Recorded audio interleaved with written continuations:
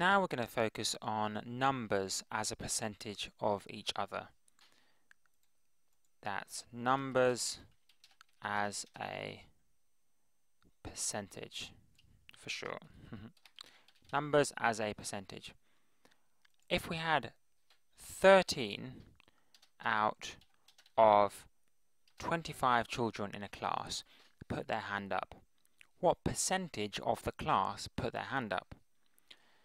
Now remember that percentage means out of 100, but we have 13 out of 25, so it's clearly not a percentage yet. But 13 out of 25 can be written 13 over 25. Or, to be fancy, 13, and then if we had that, I'll try and write it in a way that you might be familiar with, 13 over 25, like that. Now, if we could only get that to be something out of 100, then we would have found the percentage. How could we get something over 25 to be something over 100? Well, 25 times 2 is 50. I know that. Which means that 13 out of 25, if we times the top and the bottom by 2, we will get the same fraction. So we wouldn't have actually changed the two numbers as a fraction. 13 times 2 is 26. 25 times 2 is 50. 13 out of 25 is the same thing as 25 out of 50. If we times the top and bottom by 2 again, we'll get 52 out of 100. And there we go. We made the bottom line 100, which means the whole thing is out of 100, which is a percentage. So 13 out of 25 is 52%. The top number will be the percentage if the bottom number is 100. You might be wondering, what about those occasions when we don't have a nice, neat number?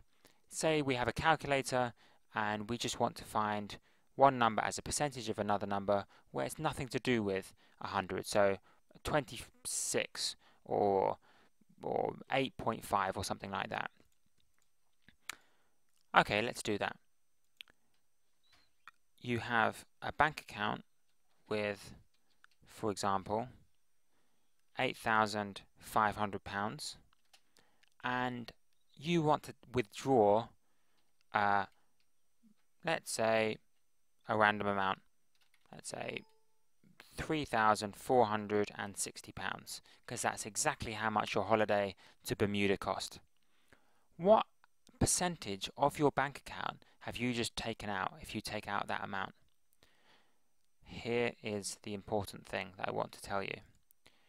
What you do to work out something as a percentage of something else, first you need to express it as a fraction. 3,460 as a fraction of 8,500 is 3,460 over 8,500. There we go, we've expressed it as a fraction by getting the amount out of the total. The amount out of the total. All we do now is we get a calculator and we would actually divide them. 3,460 divided by 8,500, and there is our decimal. We're almost there. To convert a decimal into a percentage, you times by 100. That's 40.7%.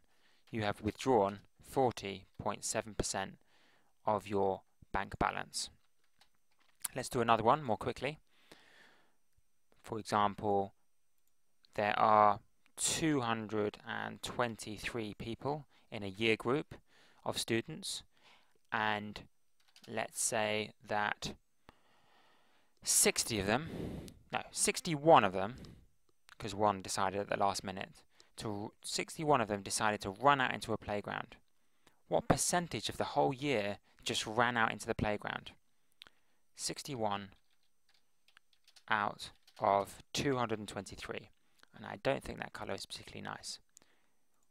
We would do 21 divided by 223. In our calculators, this is 61. 61 divided by 223 is 0.2735. Times that by 100, and we've converted the decimal and the fraction actually into a percentage, which is 27.35%. 27.35% of those children decided to run out into the playground for absolutely no reason.